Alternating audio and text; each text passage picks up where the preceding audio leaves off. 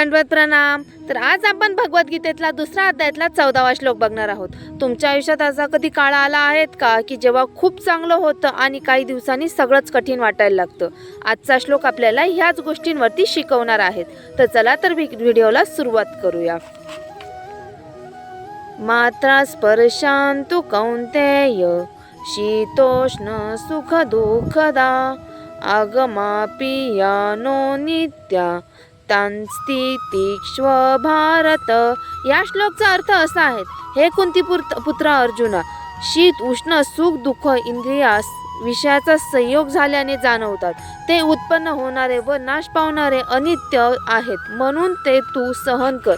म्हणजेच जीवनात सुख येतं, दुःख पण येतात, यश मिळतं आणि अपयशही येतं।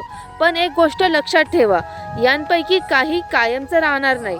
जसा पाऊस कायम राहत नाही तसं दुःखही कायम राहत नाही, जसा उन्हाळा कायम राहत नाही तसं सुखही कायम राहत नाही।